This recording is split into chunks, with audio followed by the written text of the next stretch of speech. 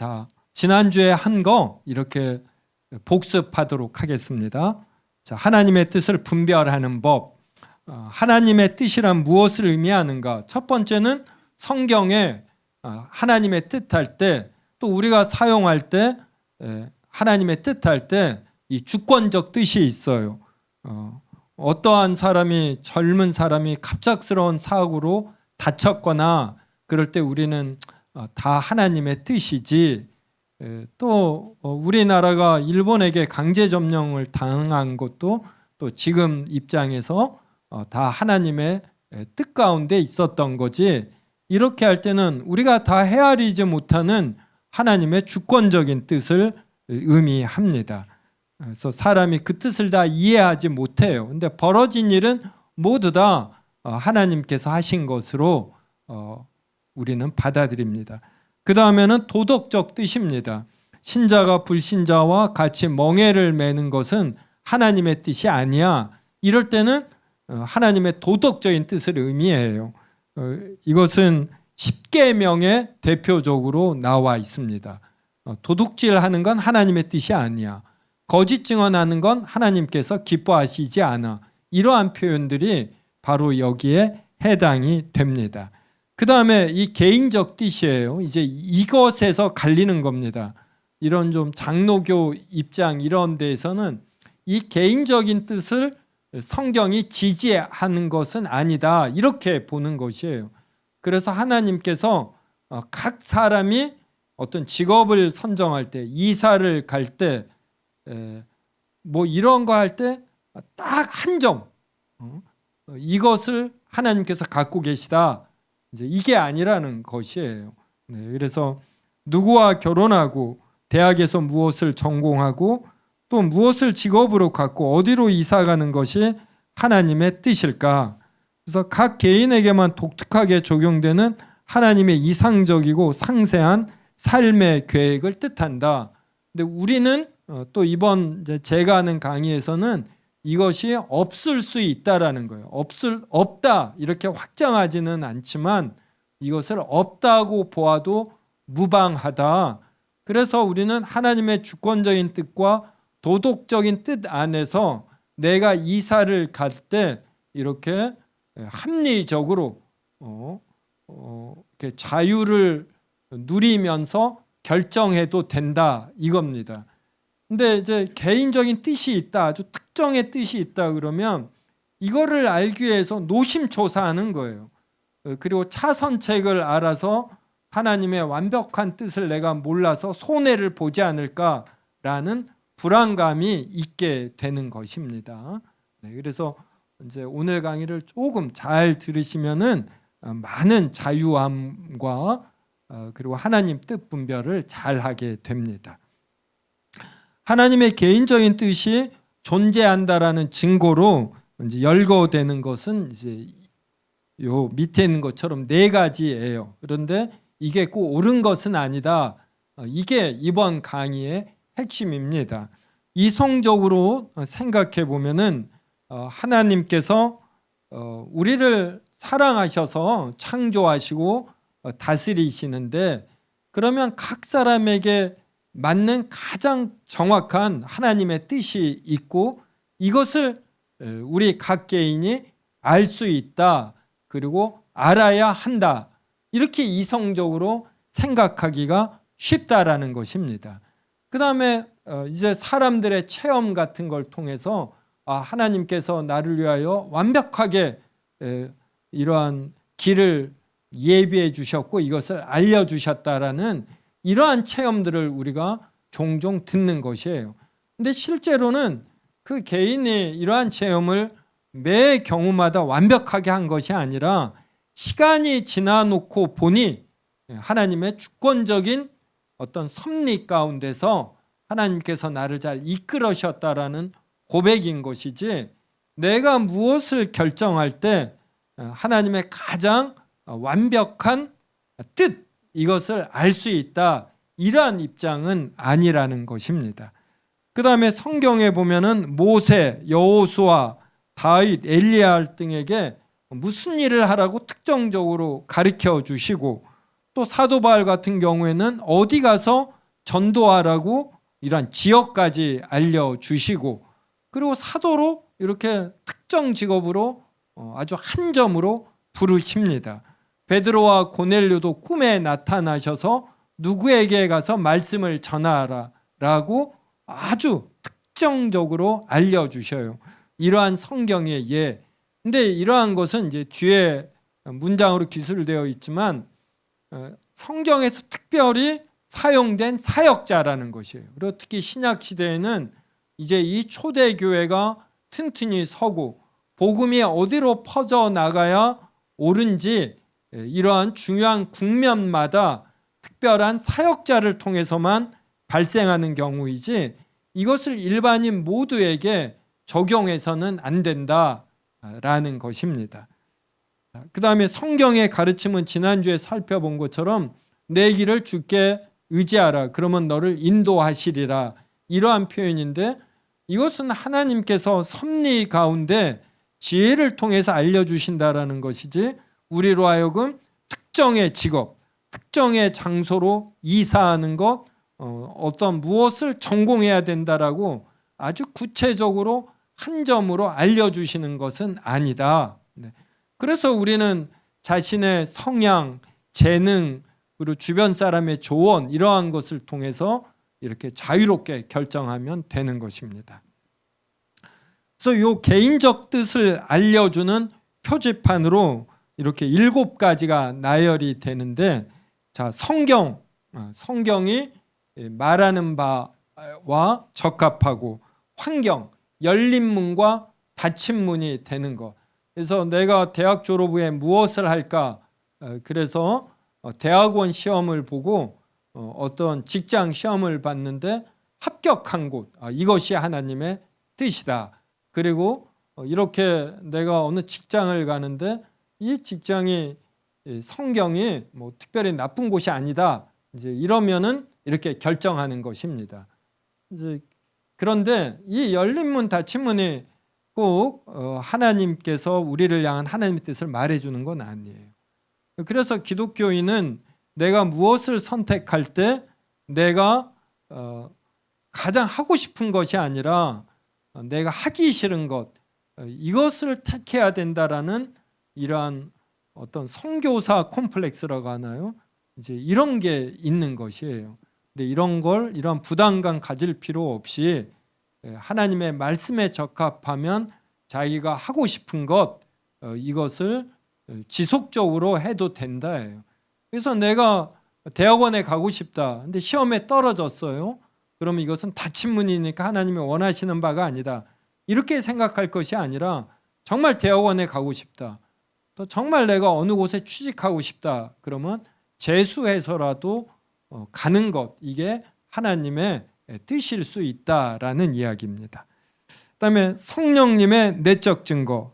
그래서 성령께서 하나님의 개별적인 뜻을 계시하시기 위해 개인적 인상과 내적 평강을 통해 신자들을 인도하신다. 기도와 주님과의 인격적 교제가 있을 때 선명히 들린다. 이제 이런 표현들을 하는데 이 성령님의 내적 증거는 너무나 모호하고 주관적입니다. 그래서 자신의 건강 상태, 호르몬 분비 상태, 이러한 거에 따라서 어떤 때는 평안하고 어떤 때는 평안하지 않고 이렇게 모호한 것이에요. 그래서 성령님의 내적 증거를 무시해서는 안 되되 이걸 또 너무 중요하게 생각해서는 안 됩니다. 저녁에는 이 결정에 대해서 내적 평안이 있더라도 아침에 깨어서 실제 생활을 접해보니까 내가 내린 결정이 감정적이었구나, 이렇게 느껴지기도 하는 것이에요. 그다음에 성숙한 조언. 매우 유익하면서도 사람의 조언에는 한계가 있다. 그래서 어떠한 사람이 조언을 하고 이걸 성경이 지지하고 또 열린 문 닫힌 문이 적합하고 이렇게 몇 가지가 중복이 되면 이걸 하나님의 뜻으로 판별하는 것, 이게 꼭 옳은 것은 아니다, 이런 이야기예요. 개인적 소원, 영적으로 성장할수록 우리의 소원은 하나님의 소원과 점점 일치한다. 이러한 말씀은 맞기는 하지만 꼭 이 개인적 소원이 또 옳은 것은 아니다, 또 이런 의미예요. 상식, 지혜가 충만한 자, 장로의 자격. 그래서 우리가 누구를 뽑을 때 지혜가 충만하고 신중한 자, 이러한 자를 장로로 뽑듯이 우리가 하나님의 뜻을 결정할 때도 이제 이러한 것을 사용해야지 된다. 그래서 이런 모든 걸 사용하는 것은 좋은데 이런 모든 것을 사용해서 하나님께서 나에게 바라는 특정의 이 한 점, 이것을 꼭 알아내는 것은 아니다, 이런 말이에요. 그래서 이런 모든 것을 사용을 해서 우리는 고를 수 있는 몇 가지의 선택 중에서 하나를 고르면 된다. 지금 이걸 알려드리는 것입니다. 자, 7번 특별 인도는 이러한 것이 꿈, 예언, 이적, 환상, 이러한 거, 이러한 직접적 계시가 오늘날 존재하는가에 대해서는 논쟁의 여지가 있으니까 없다, 있다라고 우리가 너무 확정하지 말고, 그 다음에 본인이 이런 것을 개인적 경험을 했다고 해서 이것을 보편화해서 남에게도 요구하거나 강요해서는 안 된다라는 거.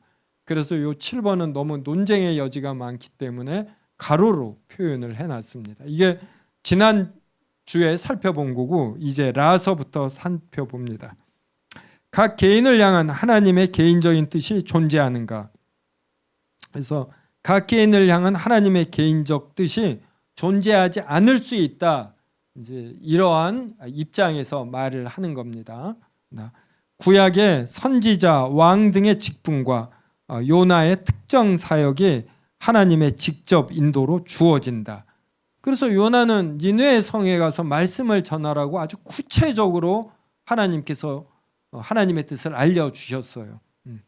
신약에서 바울은 사도로 부름을 받았고 특정 지역에 선교하라는 지시를 받았고 고넬료, 베드로, 빌립도 누구에게 가서 전도하라는 이러한 특정 지시를 받았습니다.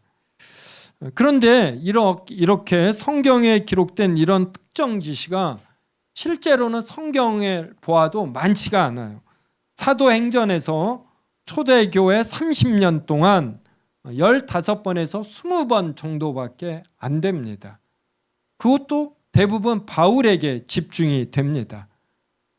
그런데 바울도 하나님의 직접적 인도에 따른 결정은 상대적으로 적어요.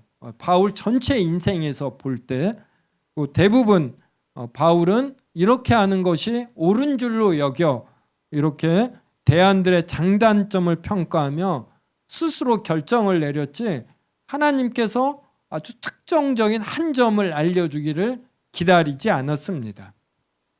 하나님의 특별 인도, 아주 구체적인 한 점, 한 행위를 하라고 인도를 받은 이들은 대부분 하나님의 특별한 택하심을 받아 특별한 사역을 하는 사역자들이었어요. 이런 측면에서 모세, 바울, 베드로, 아브라함 등을 우리와 동일시해서는 안 됩니다. 하나님의 사랑을 받은 자녀라는 입장에선 그들과 우리가 같지만 맡은 직분에 있어서는 다른 것이에요. 하나님의 직접 인도는 교회 형성의 결정적 순간에 주어집니다. 그래서 마태복음 1장 1절에 아브라함과 다윗이라고 그랬잖아요. 그래서 아브라함과 다윗과 같은 아주 대표적인 사역자에게는 아주 특정적인 결정, 특정적 행위를 하라고 하나님이 알려주셔요.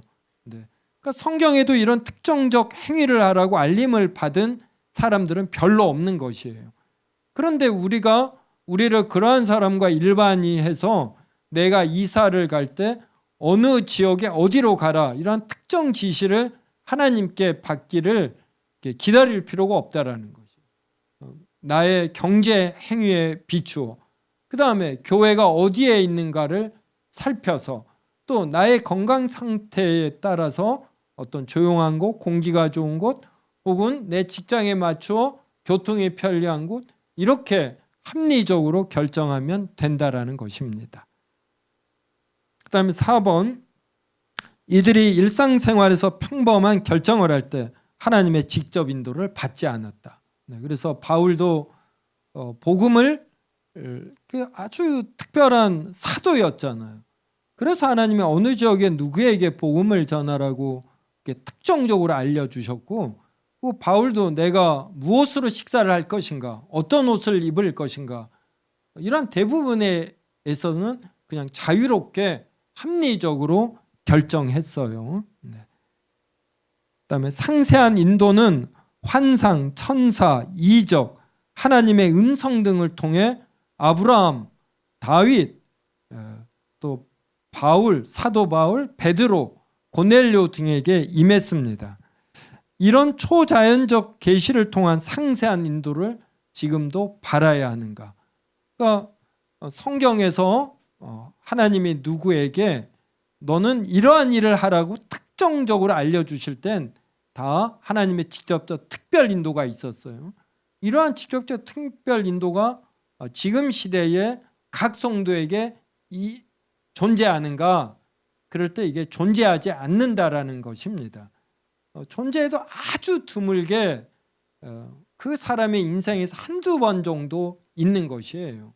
그리고 나머지는 그냥 우리가 알아서 판단하면 되는 것이에요. 비록 성경의 예들이 하나님의 개인적인 뜻의 실질성을 증명하지 못하지만 그렇다고 그 뜻의 실질성을 부인하는 것도 아니다. 그러니까 우리는 하나님께서 지금은 각 개인에게 특별하게 나타나셔 특정한 일을 하라고 알려주는 일이 전혀 없다. 또 이렇게 완전히 단정지어서는 안 된다. 이런 의미예요. 그다음에 6번 나를 향한 하나님의 상세한 뜻을 모른다고 하여 나의 신실함과 경건의 부족과 죄로 인한 것이 아니다. 저도 하나님께서 특정적으로 나타나서 신학교 1년 후배인 이정아와 결혼하라 이러지 않았어요. 자녀를 5명 낳으라 이러지도 않았어요. 저는 그냥 아내를 보고 너무나 멋있어서 결혼한 것이고, 그리고 자녀 5명은 첫째를 낳으니까 너무 예뻤어요. 둘째를 낳았는데 더 예쁜 겁니다. 이러다 보니 5 낳았고, 5 낳으니까 이제 이게 더는 감당 못하겠다. 그냥 아내나 나나 생각이 같더라고요. 그래서 더 안 낳았어요. 이런 거지 하나님이 특정적으로 알려주신 것 아닙니다. 그래서 제가 신실하지 못하기 때문에, 경건이 부족하고 내가 죄가 많기 때문에 하나님이 특별히 저에게 나타나 알려주시지 않은 것이 아니에요. 우리가 경건해도 하나님은 이러한 직접적 특별한 직접적 인도가 없다라는 것입니다. 하나님의 개인적인 뜻이 존재한다라는 주장이 지니는 문제점이에요. 1. 일상적인 결정들, 어떤 옷을 입고 무엇을 식사하고 어떤 교통편으로 교회에 갈 것인가, 이러한 결정들에서도 하나님의 개인적인 뜻을 구하는가, 이런 거는 구하지 않습니다. 하나님의 개인적인 뜻이 있다라고 주장하는 사람들도, 그리고 중요한 일들에서만 누구와 결혼할까, 어디로 이사 갈까, 이러한 상대적으로 중요한 일들만 구하는데 이제 이것도 일관성이 부족하죠. 2번, 하나 이상의 좋은 기회들에 대해서 감사 대신에 불안감을 일으킨다. 내가 이사하려고 하는데 좋은 집이 2개, 3개가 나온 거예요. 그러면 선택의 즐거움을 누려야지 되는데 하나님께서 하나님의 뜻을 안 알려준다. 이러한 불안감을 지닌다라는 것이에요. 3번째, 하나님께서 이렇게 말씀하셨다식의 결정은 미성숙. 하나님께서 이렇게 알려주셨다. 그래서 나는 이 사람과 결혼했고, 이래서 이사를 했고, 그래서 이 교회 출석을 결정했고, 그래서 이 직업을 가졌다. 이렇게 표현하는 분들이 주변에 있어요. 우리 목사님들 중에도 있습니다. 근데 이런 분들은 내가 왜 이 결정을 했는가에 대한 어떤 삶의 종합적인 면에 대한 이해 없이 하나님이 이렇게 말씀하셔서 결정을 해버린 거예요. 그래서 성숙이 없어요. 성숙.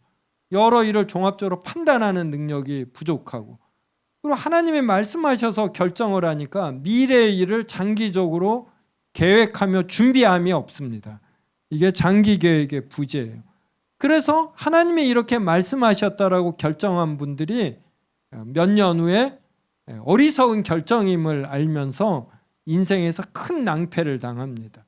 이러한 식으로 의사결정을 하면 한 두세 번 반복되면 삶을 정상으로 돌리는데 굉장히 힘들어져요. 우리가 누구와 결혼하는 거 얼마나 중요합니까? 그런데 하나님이 나에게 이 사람과 결혼하라고 했대요. 그래서 결혼을 하거든요. 그래서 2, 3년 사는데 너무 힘든 거예요. 그러면서 이렇게 5년, 10년 살면서 자신의 결정이 잘못됨을 아는데 그렇다고 이혼할 수도 없고 이게 얼마나 낭패가 되는지. 그래서 우리는 하나님의 결정을 이런 식으로 특별한 뭐 없이 하나님이 이렇게 말씀하셨다라는 어떤 내적 감정 뭐 이런 걸로 하면 안 되는 거예요. 그 다음에 싫어하는 선택을 나는 지금 직장에 취직하고 싶은데 내가 선교사로 가야지 되는가. 근데 난 취직하고 싶거든요. 그때 이걸 택하면 내 즐거움을 택하는 것 같아요. 그래서 내가 하기 싫은 선교사 가는 걸 택하는 겁니다. 근데 이러한 식의 선택은 옳은 것이 아니에요. 그다음에 양털 뭉치 방법. 오늘 내가 만나는 첫사람이 나에게 선교에 대해서 이야기하면 내가 취직이 아니라 선교사로 가라고 하나님이 인도하시는 것으로 판단하겠다. 이런 식의 의사결정하면 안 된다라는 거예요. 우연히 만나는 첫사람이 선교 관련된 이야기를 할 수 있는 것입니다. 4번, 다음에 내적 인상으로 결정하는 거. 그런데 이 내적 인상은 모호하고 주관적입니다. 이것을 성령님의 인도, 그래서 작고 세미한 음성, 내적인 음성, 내적인 압력, 내적인 충동, 내적 인상 이렇게 표현을 해요. 성령님의 인도를. 근데 이것을 성령님의 인도로 하고 함부로 규정하면 안 돼요.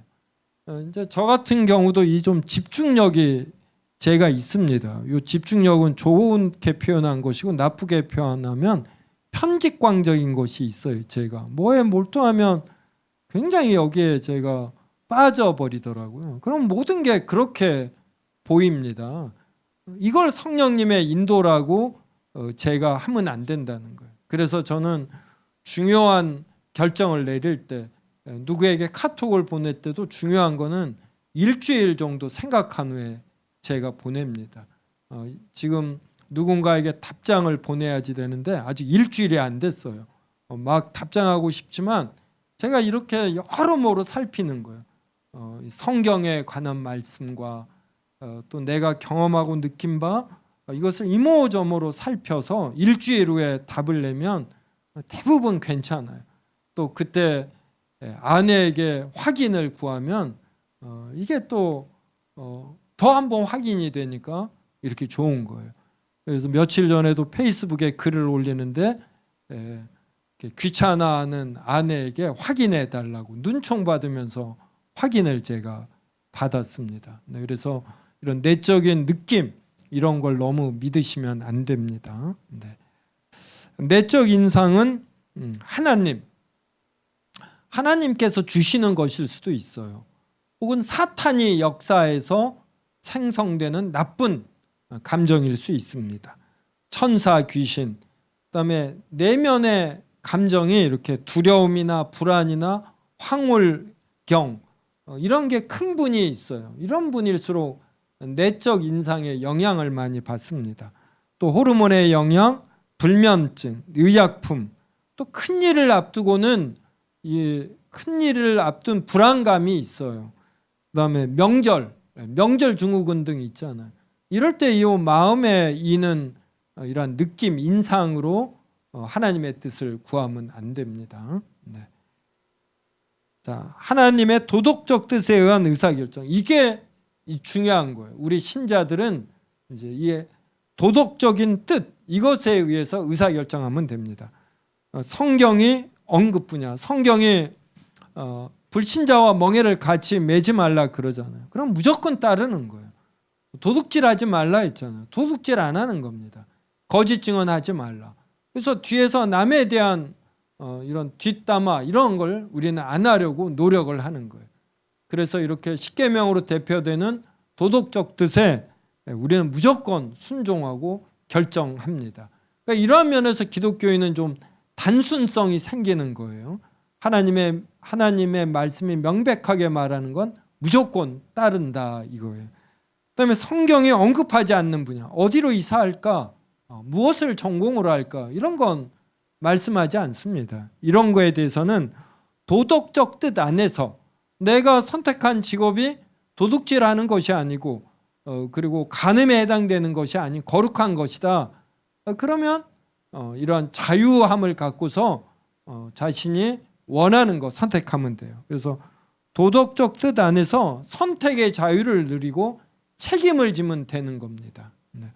그다음 영적 적합성인데 이게 spiritual expedience인데 이게 편리, 편함 이러한 거예요. 그래서 영적으로 무방하면은 도덕적으로 무방하면은 이런 종합적으로 이런 어떻게 하는 것이 가장 적합한가 바로 expedience가 이 뜻이에요. 이러한 영적 적합성 이거에 따라 결정하면 되는 것입니다. 그래서 영적 적합성에 근거하여 지혜로운 결정을 내린다. 그다음에 3번이 모든 결정에 하나님의 주권적 뜻이 영향을 미침을 겸손히 받아들인다. 그래서 저는 이미 벌어진 일에 대해서는 누구의 잘못이라고 크게 책망하지 않는 편이고, 그리고 일단은 이걸 그냥 받아들이는 거예요. 그 안에서 이제 하면 되지. 이런 말 있잖아요. 속담에도 죽은 자식 불알만져야 소용없다라고. 이미 엎질러진 물이나 이러한 것들 그냥 받아들이는 것입니다. 그래서 우리는 신중을 기하여 판단을 내리되 이미 판단 내리고 진행되는 일에 대해서는 그냥 하나님의 뜻으로, 주권적 뜻으로 받아들이고 그 하에서 최선을 다하면 됩니다. 자, 4. 하나님의 도덕적인 뜻의 이제 특성입니다. 하나님의 도덕적 뜻은 하나님의 성품의 표현이에요. 오늘 또 주일 설교에서 하나님의 속성 말했죠. 하나님의 사랑, 인자와 궁율, 노하기를 더디하심, 또 용서하심, 이러한 것들이 반영된 것이 하나님의 도덕법이에요. 십계명이 바로 이러한 하나님의 성품을 반영합니다. 그래서 우리가 하나님의 도덕적인 뜻을 따른다라는 건 바로 하나님의 성품을 닮아간다 이런 뜻이에요. 2번, 삶의 모든 순간과 측면에 접해 있다. 즉 목표와 자세와 수단까지 연관된다. 오늘 또 여러분이 교회에 올 것인가 말 것인가, 오후 예배 참여할 것인가 말 것인가, 교회에서 내가 오늘 어떤 봉사로 섬길 것인가, 이러한 여러 순간과 측면이 있습니다. 그때 이 도덕적 뜻, 도덕법, 십계명으로 대표된 하나님의 도덕법을 아는 사람은 매 순간 이런 최선을 다하는 거예요. 이 도덕법에 따라서 내가 행동하려고, 그래서 덕을 세우려고 이렇게 합니다. 3번, 요 하나님의 도덕적 뜻은 성경에 완전히 계시되어 있어요. 하지만 요 개인적인 뜻은 계시되어 있지 않습니다. 4번, 신자들로 온갖 선한 일을 하도록 만들어 준다. 그래서 도덕법을 수행을 하면은 도덕적 뜻을 수행하면은 온갖 선한 일을 하는 것이에요. 5번, 신자는 도덕법 내에서 선택의 자유를 누리며 감당해야 할 책임을 진다. 그래서 내가 어디로 이사할 것인가, 하나님의 도덕법 뜻 내에서 이렇게 이사를 하는 것이 덕이 되고 교회에 덕을 세우고 주변 성도들에게 어떤 종교적 통찰을 주고 이런 식으로 의사결정을 하는 것이. 그러니까 이 하나님의 도덕적 뜻을 추구한다라는 것은 자기를 부인하고 희생할 줄 안다 이런 뜻입니다. 그러니까 엄청난 이러한 책임이 따르는 이러한 것이죠. 그래서 그 안에서 선택의 자유를 누려야 합니다. 자, 사도들을 보면, 성경에 보면 사도들이 무엇을 결정할 때 이렇게 하는 것을 좋게 여겨, 이런 표현이 있어요. 필요한 줄로 생각하여 이렇게 결정했다. 이렇게 하는 것이 합당한 줄로 알아. 이렇게 하는 것이 마땅치 아니하니. 이렇게 하는 것이 가한 줄 알았노니 이래서 결정했지 하나님이 이렇게 하라고 특정적으로 알려줘서가 아니라는 거예요. 그래서 이제 그러면 이제 지혜를 갖고 자유롭게 의사결정을 하는데 이 지혜를 얻는 법이 하나님께 기도하는 것입니다. 그러면 지혜가 풍성하신 하나님께서 우리가 어떻게 하는 것이 지혜롭다 이걸 알려주셔요. 성도 여러분, 무슨 일 결정할 때 일단 성경에 있는 도덕법을 탐구하시고 그 다음에 지혜를 달라고 하나님께 기도하셔요. 그 다음에 항상 성경에서 어떤 예들과 가르침이 있는지 성경에서 구하고 그 다음에 외적 조사예요. 느헤미야도 뭘 할 때 이 주변 상황을 면밀히 조사했습니다. 그래서 조사하지 않고 감으로 하면 안 돼요. 외적 조사는 팩트에 근거해서 지금 어떤 결정을 내리는 것이 좋은지 이 상황 파악을 하라. 네. 그래서 이렇게 기독교인은 아주 실제적입니다. 그다음에 지혜로운 조언자, 인생을 많이 살고 한 분들의 그러니까 교회에서는 사역자와 장로님들, 이제 권사님들이 되죠. 이분들에게 지혜를 구하는 겁니다. 이런 중요한 일이 있는데 어떻게 결정하면 좋겠습니까? 네. 그 다음에 본인이 삶 자체를 통해서 경험하고 깨닫는 바가 있잖아요. 그러니까 삶의 경험을 통해서 지혜를 얻어야지 되지 반복된 실수를 하면 안 됩니다. 이제 정리하면은 하나님의 뜻은 주권적인 뜻과 도덕적인 뜻 크게 두 가지이고 나에게 내가 무엇을 하기를 바라시는지 하나님께서 아주 특정적으로 알려주시는 것은 아니다. 그래서 이 도덕적 뜻 내에서 우리가 이렇게 지혜를 갖고 이렇게 결정하면 된다. 이게 지난주와 이번 주 가르침의 요약입니다. 자, 질문 있으면 하셔요. 우리 이거 온풍기 끌까요? 네.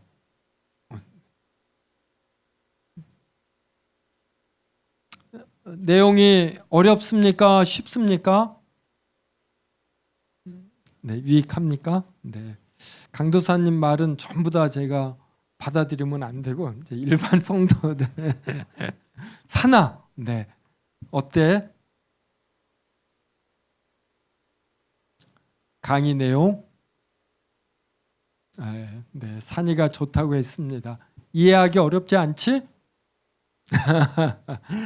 네, 그 공개적으로 질문하시기 힘들거나 좀 예민한 내용 이러한 것은 개인적으로 와서 하셔도 됩니다.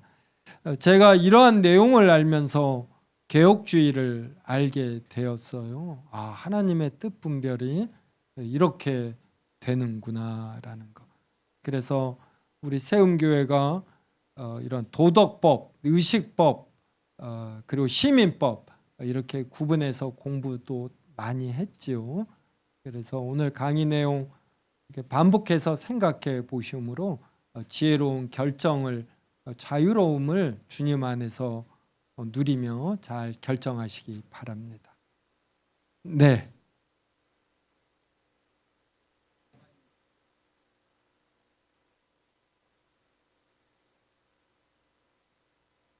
네.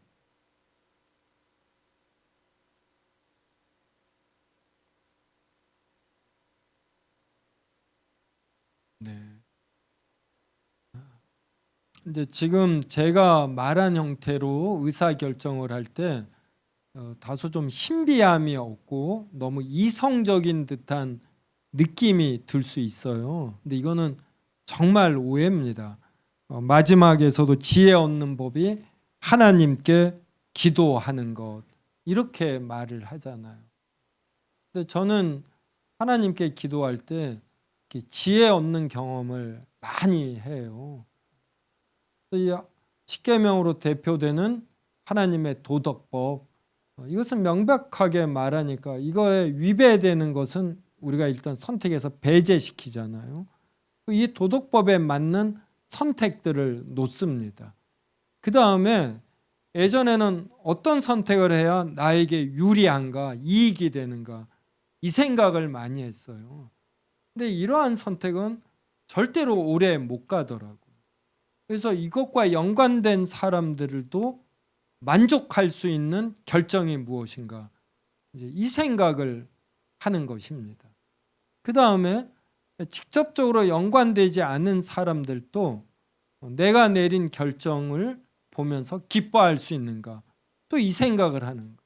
그럴 때 지혜가 막 생겨요.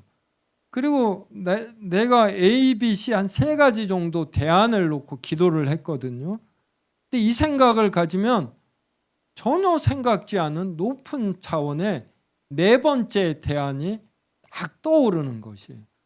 그럴 때 나를 만족시키고 이 일에 연관된 사람들을 만족시키고 이것과 직접 연관은 되지 않지만 지켜보는 사람들을 만족시키는 거, 이런 걸 제가 보았습니다. 그래서 하나님의 도덕법에 맞게, 그 다음에 꼭 기도하셔야지 하나님께서 지혜를 달라. 그래서 연관된, 지켜본 모든 사람들까지 이렇게 만족시키는 거, 이게 나와요 보면은.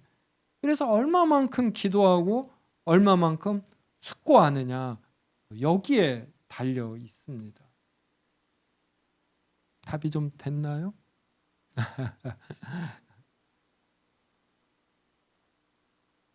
네. 네. 네. 네. 오늘 설교할 때 그 사탄도 하나님의 말씀을 인용하잖아요. 근데 이것과 비슷한 예 중에 하나가, 이것을 설교 중에는 제가 언급을 못 하겠더라고요. 왜냐하면 잘못 오해될까 봐. 그러니까 각 교회에서 연말 연초 되면 말씀 뽑기 있습니다. 주머니에 성경 한 구절을 넣고 이걸 뽑거든요. 근데 이 성경 한 구절이 전문 문맥에 따라 해석이 되는데 이것 없이 그냥 이 구절 자체가 지는 외면적 뜻, 이걸 강하게 받기가 쉬워요. 이것은 단점이지만 또 장점이 많아요. 한 해 동안에 데살로니가전서 5장을 해서 이렇게 항상 기뻐하고 쉬지 말고 기도하고 범사에 감사하라, 이런 말씀 택하면 얼마나 좋습니까? 그래서 이러한 장점을 살리면서 단점은 없애는 이러한 식의 말씀 뽑기가 있으면 참 좋거든요. 이걸 다 설교에 못 전하겠어요. 그래서 제가 말씀 뽑기를 전적으로 부인하는 게 아니거든요. 네. 그런데 지금 이제 오후 예배 시간에는 제가 좀 더 설명하면서 섬세하게 전할 수가 있습니다. 그래서 말씀 뽑기 하셔요. 단 꼭 전원 문맥으로 이 본 뜻을 이해하면서 1년 동안 내가 명심하며 살 말씀, 이런 걸 갖는 거 좋습니다. 특별 새벽 기도에도 이러한 자세라면 얼마나 좋습니까? 우리나라는 이런 유교와 도교 문화가 있어서 선교사님들이 와서 그때는 다 말씀 사경회라고 했어요. 3박 4일 말씀 사경회를 하는데 선교사들이 그때는 숙소도 없으니까 공동으로 자는데 새벽에 일어나서 한국 교인들이 기도를 하는 거예요. 도교의 영향으로.